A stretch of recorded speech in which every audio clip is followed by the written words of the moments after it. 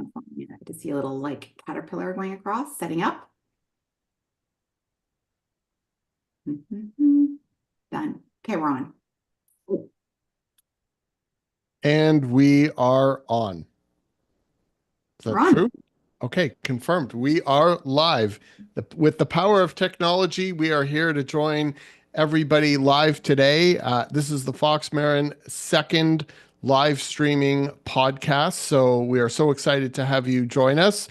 My name is Ralph Fox. I am the broker of record and co-founder of Fox Marin. Today we have the fabulous and lovely partner in crime, Karina Marin, here to join us. We have Jessica Spillis Rubash, and she is known as the Queen of Acquisitions of Fox Marin. On my screen, to my right, we have Ruben Labovitz, who is a broker at Fox Marin. We have Ian Busher below him, Vice President of Sales at Fox Marin. And we have Sammy Marasco, who is here, a newer member of the team, but somebody who is super experienced, and we're super glad to have her join us today as well. So welcome, welcome, welcome to our live conversation. There's so much happening right now in the world of Toronto real estate. We just felt the need that it'd be great to have boots on the ground conversations with all of our people and our community out there wondering what the hell is going on? So we're going to do our best to answer that question and maybe add a little bit of color and a couple laughs along the way. Corey, is there anything you'd like to say? I would just like to say it's great to see all of you here. I'm so happy we're doing these lives. I'm not as nervous this week as I was last week because my palms were sweating to death when we were trying to go live last week. So I don't feel like I'm a beet red tomato, and I'm feeling like I'm a bit more technically experienced with this. So that is a win within itself. And just as a reminder, and I'll remind everyone as we start streaming, if you have questions, pop them in the chat. We love your questions. We love to answer your questions live. So throw anything at us. We can take it.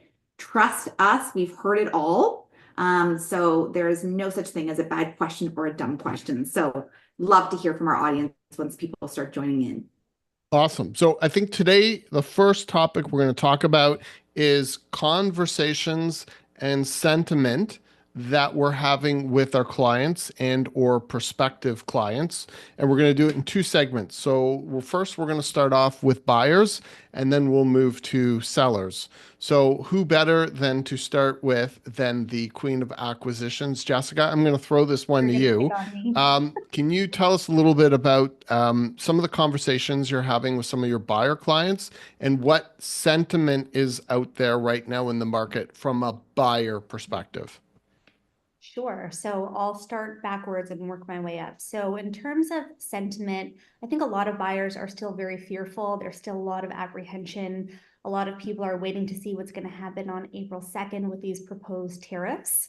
And the other half of the buyer pool is actually in a state of what I would call analysis paralysis, where they just don't know what to make sense of all of this information being thrown at them from every which direction. To those individuals, we are trying to be a reliable source of information so that we can help them navigate through this very nuanced, truly unprecedented marketplace. And for our condo buyers specifically, I'm helping them understand and identify the level of opportunity that is out there right now. There's a quote that I repeat often. It's from Warren Buffett. He says, "Be fearful when people are greedy, and greedy when people are fearful." And to me, when I'm seeing some of these condo opportunities and prices and leverage afforded to a buyer, I think it's a no-brainer. And if you have the capital and you are in a position where you can purchase, I would try to buy up as many condos as possible. And again, provided you have long-term goals, that is the best way to reinforce your investment, because truly we don't know if there's going to be further declines. It might very well happen, but I think as long as you are in a position where you can ride out the waves, now seems like a tremendous opportunity to be a buyer, especially if you're a first-time buyer and don't have something to sell. On that note, if you are an individual that has to sell before you buy, this is a very tricky, nuanced path that you have ahead of you. And For some of our clients, I'm actually advising them to take more of a wait and see approach until there's a little bit more certainty, because there's nothing worse than purchasing something and not being able to sell your existing residence. So unless they have something that's highly sellable, or if they're willing to make the sale first and then buy, I'm advising them to tread carefully. And we'll get into the seller perspective in a minute. Rubes, I'm going to thank you, Jess, by the way. Rubes, I'm going to pass this one over to you. I think what's interesting in your situation is we haven't seen a lot of buyer clients on the condo side out there. And it seems like, surprisingly, you have a few right now that you're working with that we weren't really seeing for a large part of last year. So thought maybe start there and then take the answer whatever direction you want to take it. Yeah, it's interesting. I do have at least a handful of very active condo buyers right now. And that being said, a lot of them are still taking the wait and see approach. I agree with Jess. It's a tremendous opportunity for condo buyers. Sure, the condo market still could go down another 5 or 6 or 7%. But when we compare it to where we were 2 years ago, and we see these 12 or 15% spread between the peak of the condo market and what the same units are going for today, who cares if you're in it for the long haul and if you can afford it, if it's a good property. That's kind of, those are the conversations that I'm having with condo buyers, and that's why a lot of the condo buyers that have kind of come in and over the past handful of months have decided, yeah, you know what, I am going to start my condo search now, because sure, everybody's aware that nobody has a crystal ball. The market still could go down, but when they see the upside and when they see the potential for where we were not so long ago, and we talk about all the fundamentals behind the market and the lack of construction, it's going to be a few years at least, I think, before condos rebound significantly. But if they're in this for kind of a 5+ year time frame, that's where a lot of the condo buyers are right now, and that's why they're starting their search right now. On the freehold side, I actually, for good real estate, I kind of disagree with Jess a little bit. Ooh, the plot thickens. There are offers flying everywhere. It's personal on freehold. Yeah. On the good freehold, especially kind of the more entry level freehold, or I'll even say sub 2 million freehold, people are putting offers in. Offer nights are getting 6, 7, 8, 10+ offers, seeing bully offers on $2 million homes. Where I'm seeing the hesitancy in the freehold market are the properties that need quite a bit of work right from the beginning.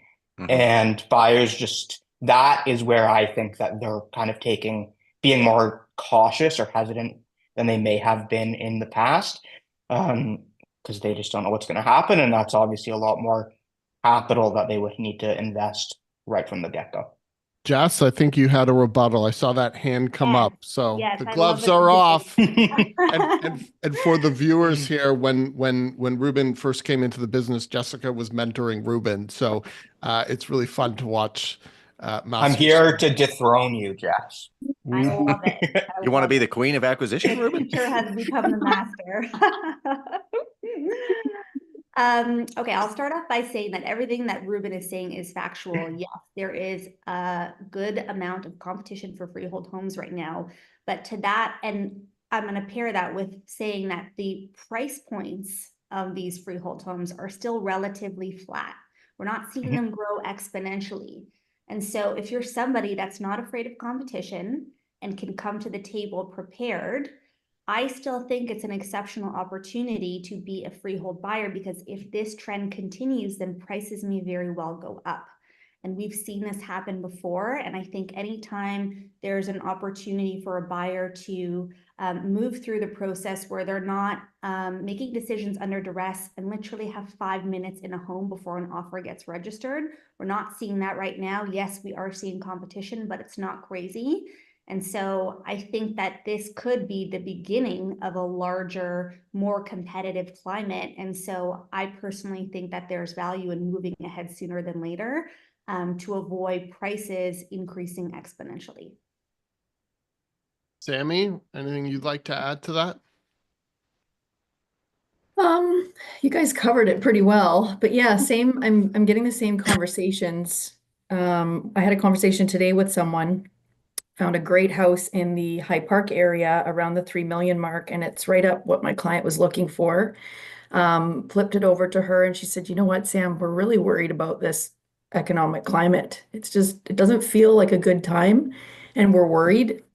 I said, "You're not the only one. It is what it is. Like, you really do have, if you do have a nice house, you're comfortable where you are. They just wanted to have more space, but it wasn't causing them emotional distress to be in their current home." So I said, "Let's see where things go, play it cool, and we can revisit this, especially if you're not in a rush to move." And then touching on something Ruben said about buyers for condos, if you're not taking that long-term approach, it can be very daunting because timing the market is almost impossible. And we don't know what's going to happen in the next few years, especially with the lack of condo pre-construction starts. So I had a couple clients who thought, well, maybe I'll get into the market for the next 2 years and then I'll sell. I thought, whoa, no, that's not happening. So getting deeper into their motivation, why they want to invest or why they want to get a place. And it was more to invest. They were expecting to get 5 to 10% returns per year on a condo. No.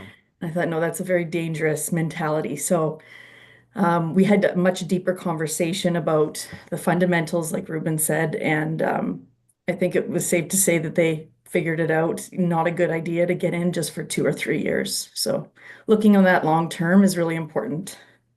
Ruben, you're feisty today. What did I you have for know breakfast? I'm gonna add in. I find it really Wow. interesting that Sammy's had a few of those conversations with investors who are saying, okay, we're 2 years and out, because I've had a number of those conversations since the beginning of this year with people, and nobody truly understands. Even seasoned investors are like, I don't understand why this isn't a good idea. And I've spent a lot of time breaking it down onto spreadsheets and all of that. And I don't know, for one client as an example, it was like a $40,000 loss if we took kind of 5% appreciation over 2 years after all the fees and taxes and all of that. Um, so I just find it interesting that Sammy's also having those conversations, because I've also had to talk a number of investor clients out of that plan over the past I'll couple of tell you months. something, even in a strong market, it would be the same advice. You can't, real estate from an investment standpoint is and never will be a get rich quick scheme or scenario. It's long term. And so anybody who's going into investing, because there's not a lot of investors out there, although we are starting to see them trickle back a little bit in a way that just was not even a conversation last year.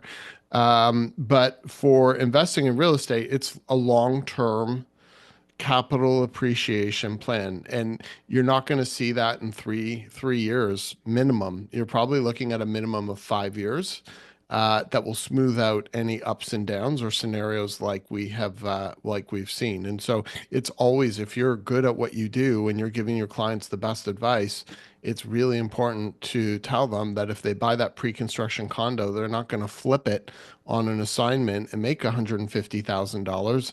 And if they get away with it in a really, really good market, then they're just lucky they're not strategic or smart in terms of what they've done. And so anybody who's watching this or tuning in today, I just would really advise, if you know anyone or you're an investor and you're thinking about dipping your toe in the real estate market, virtually any real estate market, I wouldn't look at it for less than a 5-year time horizon. Ian, anything on your mind specific to buyers?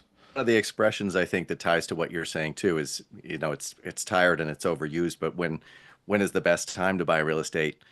Now or 10 years ago? And when is the best time to sell? Never. Right? So always, to the best of your ability, just hang on to it rather than look to let it go and let it go. Only the thing that I was thinking that might summarize what everybody's saying to a degree is that it's really more than being salespeople of any nature. We are knowledge brokers right now, right? We are the keys to the information and the experience of being in the market. So like Ruben was saying, your condo buyers are basically, they need to be informed and they have too much selection and they're doing too much looking around because they're like in a department store of real estate listings. You can just keep moving from department to department and looking at different things and filling up your cart, but never purchasing. So it's important that we're relaying to them that this opportunity time, this opportunistic time is not going to last forever. And yes, Ruben, to your point, it might drop a little bit, but if you're there for 5 to 10 years, that won't matter. The rebound will be fine. And then with buyers, I think the conversation with them is that they're shocked because of the news media and all of the doom and gloom in the headlines that what you guys are saying is true, that bidding wars are coming back. And if a property is turnkey, not the fixer-uppers, but a great looking property, is actually going to elicit a great response. There are still people out there with cash and growing families and bonuses coming in and maybe family money who are like, I'm comfortable, I'm confident, believe in the Toronto real estate market, and I want to move up and I want to do it now. So that's, I think, kind of relaying the information is really what our job has become to buyers of all natures. That's basically the conversations we're having is educating, showing them, that it's okay to not be afraid, showing them that the right path is long-term thinking, and that there are opportunities out there right now, despite all the doom and gloom in the headlines. Exactly. And if you just look out at the future pipeline of condos or just real estate being built in Toronto, and you realize what it will mean by 2029 to have, I don't know, 500 new units coming on a market with a population of 8 million people, 7.5 million people, it's going to have an impact, but you have to be zooming out long term. So that would be my best advice for anyone who's an investor and or buyer thinking about making a decision, make it on a long-term basis. Core, anything you'd like to add to wrap up this part and maybe then segue and kick off onto the seller side? I don't really have anything on the buyer side. I'd like to add, you guys did such a great job. I would like to acknowledge the 12 people that are watching right now. So All right. joined. That is just so awesome and amazing. That's double the people on this call. I know. So if you guys have questions, whoever you might be, please pop them into the chat. We'd love to hear from you. So thank you so much for joining. In terms of the seller side, I'm really struggling and I'm so curious to know what you guys think about this. So we have some amazing, amazing listings planned for April and just incredible properties, all very interesting, unique, turnkey, beautiful. They're going to be gorgeous to list. Different price points from 1.2 up to about 2 million. So still considered entry level. I know people watching are like, what? That's entry level, but entry level in the low rise.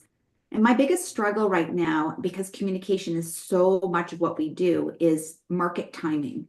When do we list a property in April of this year with actually three things? Easter being the one that would be like the common thing that we would talk about. 2, reciprocal tariffs, April 2nd. And 3, the snap election, probably scheduled for April 28th, maybe May 5th. So and 4, all this talk of a recession. Yeah, of course. Which and is then heightened, more than normal talk. Exactly. Like extra talk.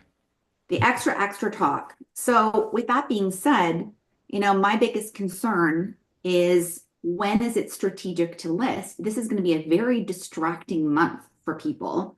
And I don't know if it's in the seller's best interest to be listing in April. And this is what's keeping me personally up at night, and the dialogue I've been having with our seller clients about the market, and does it make sense? And I don't think listing right after the election or the week before is going to be very smart.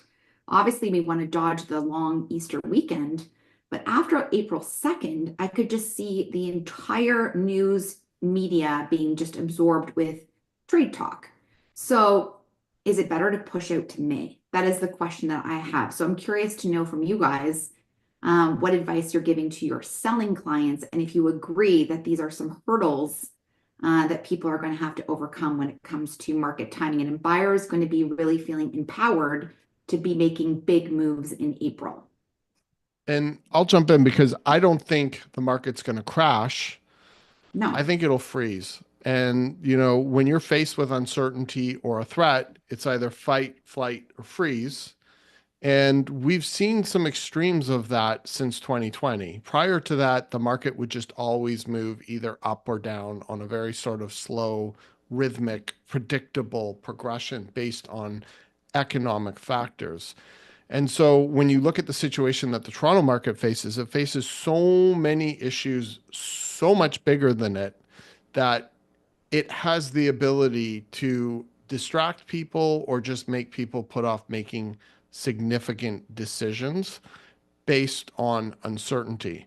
And we're in an environment where, I could say, yeah, I remember lockdowns or I remember big government announcements, but I can't remember the time that the United States said that they were going to announce basically reciprocal trade for the entire world simultaneously. Like, I don't know what is going to be more all over the place than that announcement, because then every country in turn is going to have some type of a response to that. And then what does all of this mean? And then you have an election coming up in the same month. And I've looked at all the stats in the US. And in an election year, or prior to the run-up of an election, sales prices go down and activity significantly drops by 30–40%. But then after, when there's a little bit more certainty and stability, activity picks up and prices generally tend to rise. And this is documented on every single US election cycle. And we even see it affect here in Canada in the last couple of US elections, almost play out like predictably.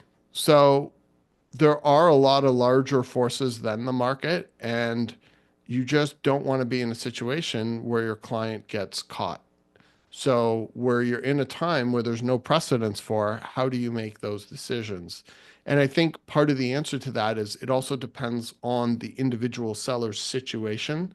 And if they're able to even sell and they sell at a discount, perhaps they can then turn around and buy fairly quickly at a discount. Or perhaps they're in a property and for a whole bunch of reasons they can't wait. But it's very nuanced, and I think the answer is it depends on each individual situation.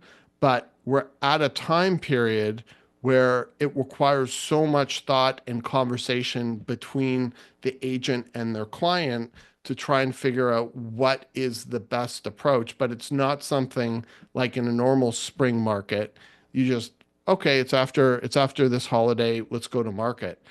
That's no longer the case. And so I think it's very nuanced. I think a lot of thought goes into it. It's very unprecedented and uncertain right now. This will pass, by the way, if you're watching this. It's just we're in this very volatile time period. So does anyone, oh, Corey, go ahead. I wanted to add something else here because I felt like a very good insider to help us answer this very question is our staging and styling team, because they also have their own pipeline as well, where they're scheduling out for April, May, June. And so I was curious from their perspective if they were getting cancellations or movement on their listing strategies from other agents. And they were telling me that no one else has moved their listing dates and everyone is full gung-ho ahead, which I found to be surprising because I feel very tentative about this, thinking, is this in the client's best interest to be listing in April? And so I'm like, it kind of goes back to what we talked about last week. Are people paying as much attention to this as we are? And it's like, are 50% of people just walking around like it's no big deal and they're happy to spend $2 million in a house? They're not really worried about it. And I believe that does exist. And perhaps I'm just too invested in the outcome of all of these things and paying too much attention to it all. I certainly know that my YouTube history will showcase the exact involvement I have with this information, because everything on my YouTube page has to do with, or my history, if you went to look at it, has everything to do with these topics. I'm just constantly listening to it. So that was another insider. No one else is moving their dates. And I feel like I've been seeing listings, quality listings on the freehold side and even somewhat on the condo side, depending on, the characteristics of the building and the unit. People still seem to be listing, which I'm finding very surprising. Jess? Yeah, I have a question for the team, and this will sort of work into what a possible answer might be for a seller right now.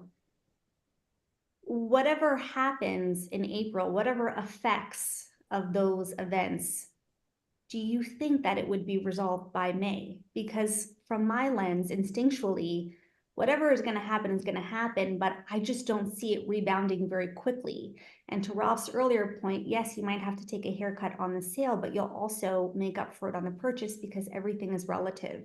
So I think for me and my listing clients, the conversations that I'm having with them is like it could take a year to rebound. And so if they're not prepared to wait up to a year or longer, then they should instead be prepared to make some sort of concession when it comes to their sale price in exchange for making up on the buy as also a quote unquote good deal. Presuming they're buying, but like we have a client right now whose property will be vacant. It's an interesting different scenario. And I know the one you're referring to, and that's 100%. But we have another client whose property the tenants are vacating. It's empty. They can go to market whenever they want. So would you go to market the week of April 2nd, or would you go after Easter when the election is happening on the 28th? Or would you just say, you know what? Let's just go to market the first week in May. We'll jump through over both of these things. And because it's a house, the trees will be in full bloom in the backyard. To me, that makes sense. But each situation is different. And the one I know specifically you're referring to, we've talked about this, and it does make sense in his situation to go to market given his situation, which goes back to it being very nuanced. But I do think that the media works on cycles. And I think like it's just going to be Trump, trade war, World War III, US takes on everybody. And then in a couple weeks, the whole thing will dissipate. Will the situation have resolved? No, but the news cycle will have resolved and people will move on to the next crisis or the next melodrama that they can latch onto. But I think this unprecedented event hopefully will, at least from the media standpoint, will start to taper down. And then we'll move into other topics, but hopefully none less as concerning. Ian?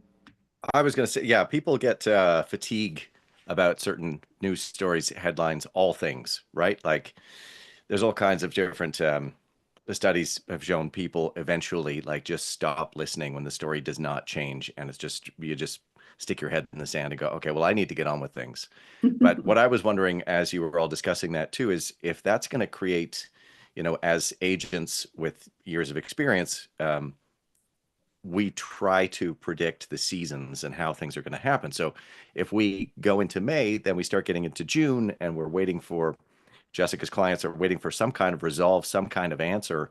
Then you get into the summer market, which we all know is usually like December and January, where listings dry up, it gets quiet. But maybe in this year, we might see some strange bubbles of activity where, okay, everybody's waited for so long. Now we see a late June rise in the number of listings, or a late June rise in resale prices for homes or even condos for that matter. Like, I think this is going to do some funky things to regular seasonal predictability. I agree. And I think one of the things that's so interesting is that we are living in a time where every single expert on any single topic seems to be wrong about everything. Like you can listen to what every economist was saying, every political strategist was saying, every military expert was saying on January 1. I think every single prediction, Canada, US, Europe, wherever they're from, probably would be thrown out the window by now. So how do we, in our own rights, try to predict and help people make really long-term strategic decisions in this environment? It's not easy, but I do think it's better to err on the side of caution in an environment like this than to be the opposite. Ruben? Yeah. I think just listening to everybody talking here, what Ian said kind of when we started off today is, when is the best time to sell real estate? Never. Will kind of always be, yeah, it's always going to be better to hold on if you can hold on for longer. It was really interesting to me to also hear Corey, you say, speaking with stagers and stylists, that nobody is moving their dates, because I would have figured, and kind of a opposing thought that I would have is, okay, if everybody else is waiting till May, if everybody else is waiting till June, why don't you be the one or two good listings that come up at the beginning of April? Because there will still be people out there. There will be people that sold their properties their condos, whatever it may be, in February or March, who need something, or else they're going to be homeless, or else they're gonna need an Airbnb. There's going to be all those Americas moving to Canada as well. Yeah, there who you are going to go. need places. So there'll be some new buyers in that market. Exactly. So anyways, that's kind of everything that's going through my mind right now, just hearing that dialogue too. And I think it's the best way, and I've been thinking about this a lot over the past, I don't know, little bit. The best way to ultimately mitigate this as much as possible, from the seller's perspective, is just buy good real estate and don't make rushed or bad decisions on the buy side, because that will just make everything so much easier on the sell side. Mm-hmm. Get good advice too. Yeah, I Yeah. think, sorry, were you guys saying something? No, I'm trying to make it more Nope. conversational. I was just Oh. adding to Ruben's, like, get good advice. Hire the right agent. It's interesting because we've been in a market where for so long, the market could overcorrect for really bad real estate decisions. And for so long, people could buy, something that was like a really bad property and still do okay, or I mean, even maybe make off like a basket, because the market was overcompensating for their rashness or stupidity. So it's definitely an interesting time. Sammy, I know you're drinking a glass of water, and I came across this really interesting stat. I'm going to pull up, but is there anything you want to add on the listing side? Well, like Corey said, it's our job to really think about this from a big picture and go run through all the scenarios of what could happen, plan and prepare. And there's really two sides to the coin. You've got people who are running around worried, don't want to do anything, and then there's other people who are kind of oblivious to it, which is where I used to like to sit, but now it's my job to be informed. So at the end of the day, we need to be, like Ian said, the knowledge broker. We need to educate, advise our clients, and then support them, whatever their decision is, based on their scenario. I came across this really interesting article in the real estate news. I was going to share it with the team in our text chat, which I haven't done yet, but it's an interesting stat put out by a company called REITlix. And they're, I guess, a real estate, either brokerage or consultancy group. And they found that in the US, in the last 6 months, 10% of listing agents in the US held 46% of all listings in the month of February, which was an increase of 16.6% the year prior. Very interesting. So it seems like in a more challenged market in the US, similar to what we're seeing here, people are being very cautious with who they hire, and they're very much, there's an old adage, like when you're in a down market, it's a pros market. It definitely seems that way. And we've seen a drop off in the number of overall agents in the business as well. Jess, do you have any thoughts on that?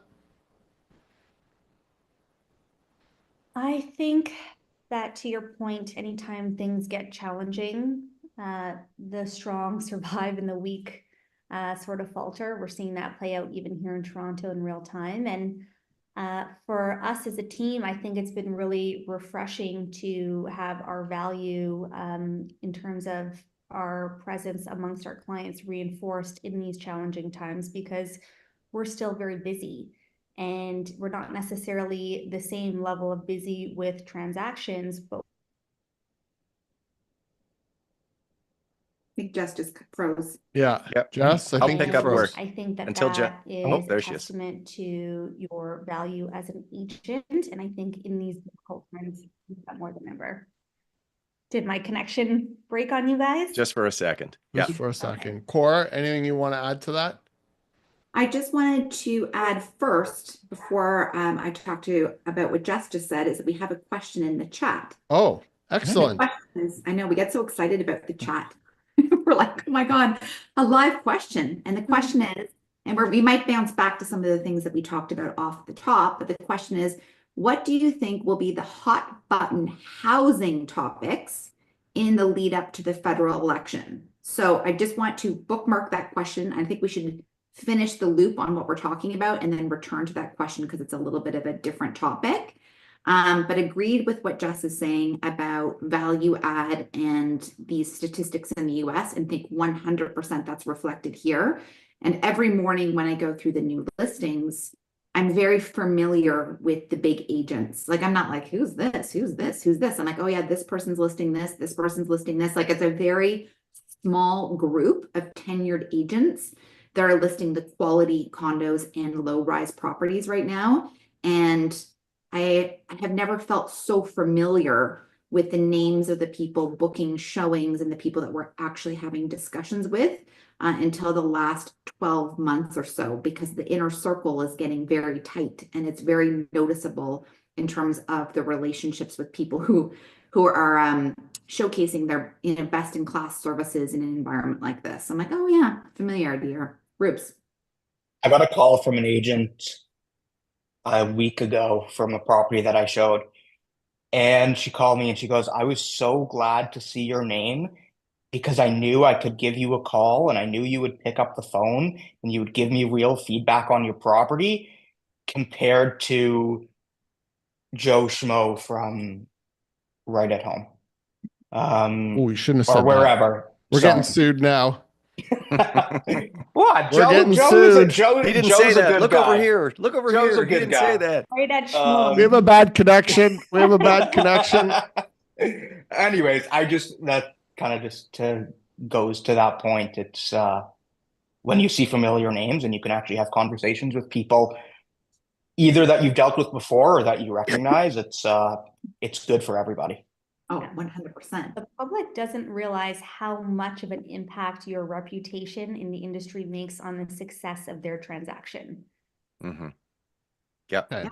Having dealt with some of these agents before, done deals with them, like Ruben was saying, when people know that you'll return a call, that you're reasonable, you're professional, all of those things count. I'm sorry, Sam, I think you put your hand up. Oh, that's okay. I was just going to say I had a call the other day from an agent saying, oh, do you work with Ruben Lavovitz? Oh, he's just fantastic to work with. I'm so glad you work at the same brokerage as him. Cute. I love that. Okay, so Nice. let's get on to this political question here. As we talked about earlier, there is an upcoming election. Housing probably being one of the top issues that is on everybody's minds, and hopefully some of the politicians. They tend to get it wrong, and they tend, on all levels of government, tend to make problems worse with short-sighted policies.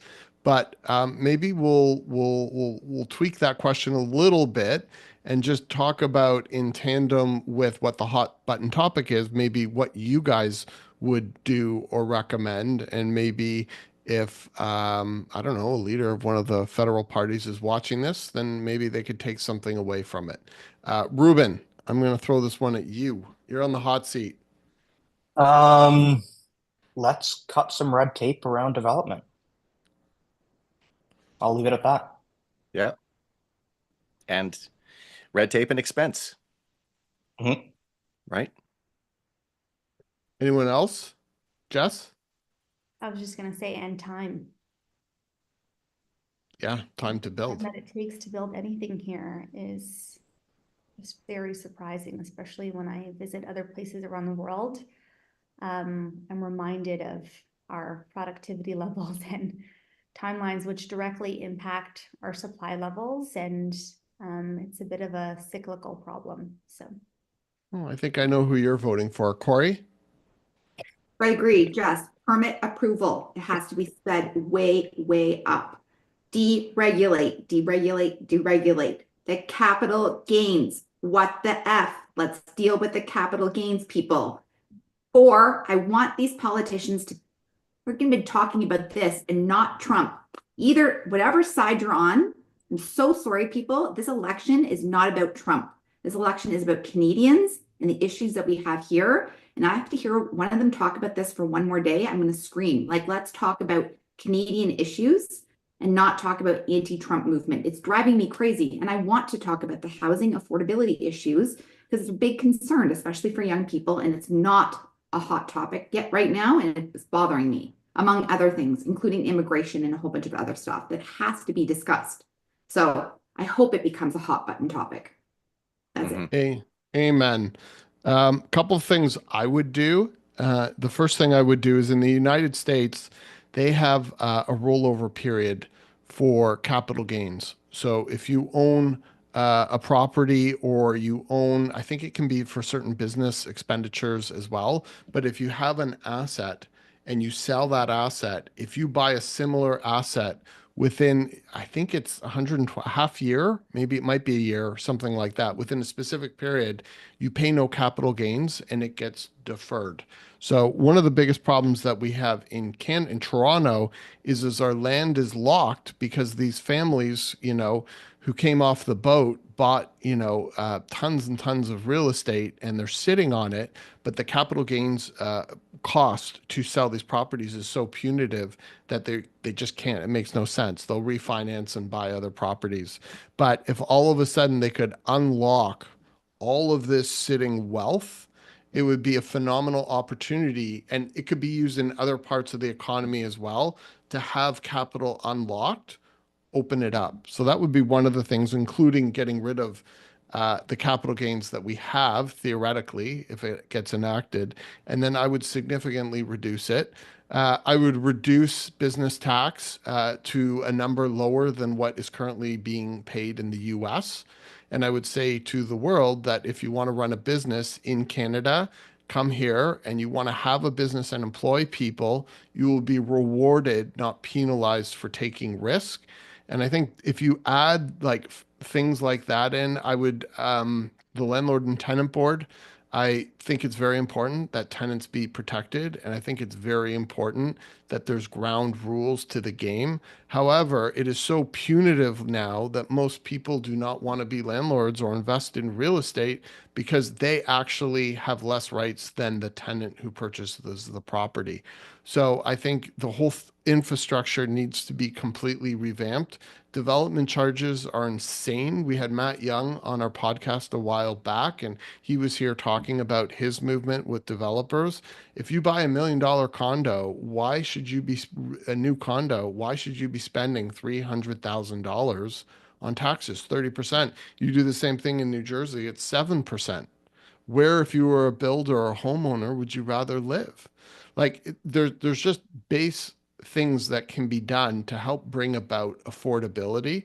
And until we start thinking about things from a long-term perspective, uh, encouraging risk taking, encouraging capital expenditure, encouraging timelines on the development side and the process.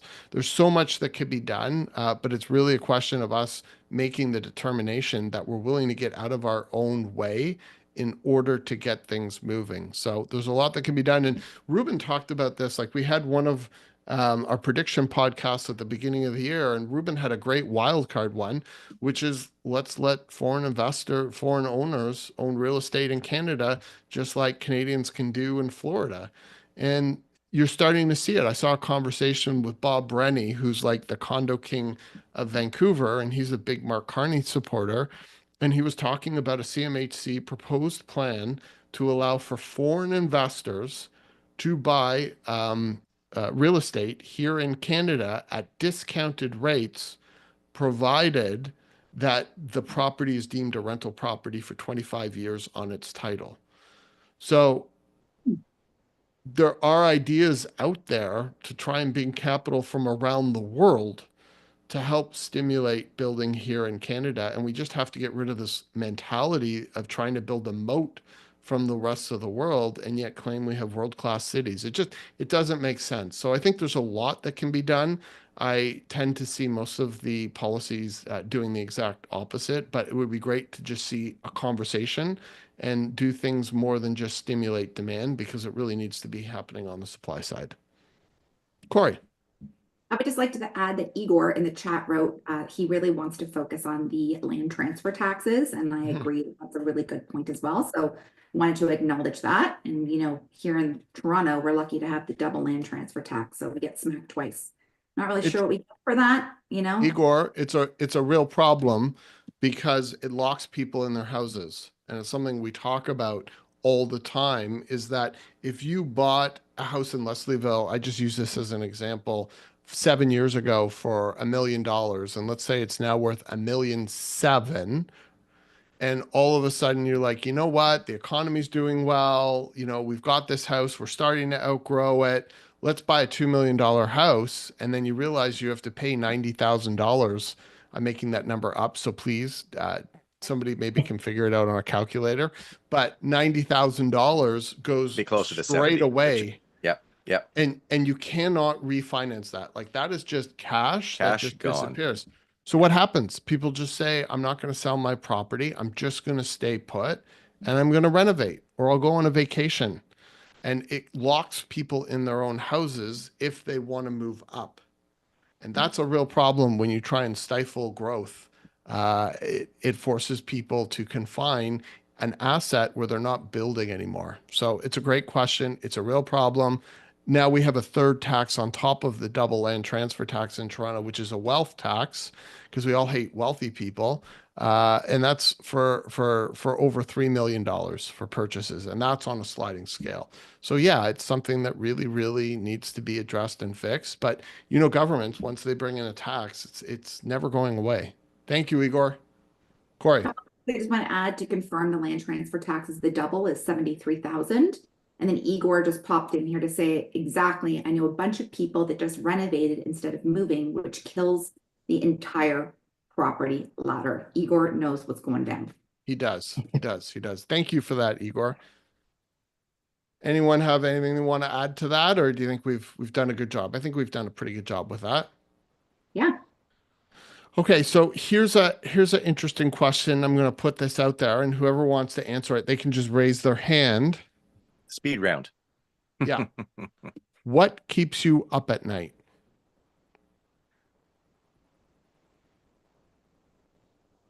Corey. Corey. The election. It's driving me crazy. I'm so happy at least it's getting called. We hope. Yeah, it'll be another thing kind of like let's get that one out of the way. So at least we have some certainty around some things, right? There's so much that's up in the air. So Driving me crazy. month and a half from now, you'll have your answer on that one. Yeah. And I feel Agreed. like I'll be able to hopefully let it go. Yeah. Sammy, what's keeping you up at night? This pregnancy, honest. other than that, other than a baby, That's a lot. it is a lot. But I think in the past it was getting an inspection and then the time between like the due diligence and then putting in an offer when it was really, really competitive. So I'm holding a lot of gratitude right now for that not being the situation and having time for buyers to do their due diligence and maybe do their own inspection when there's also a seller's inspection already done. I think that's really important, but that used to keep me up at night. Now, not so much. You So sleeping that's like a baby?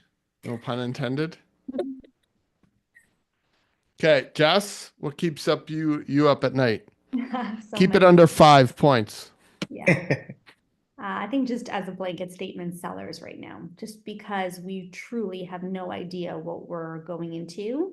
And because there are hundreds of different scenarios and ways this could play out, it adds a new layer of stress because in the past, especially if you had a freehold home, it's kind of been a no-brainer and the anxiety levels have been kept at bay. But I think we have nothing historically to go off of at this point in time. And so that level of uncertainty is a little bit concerning.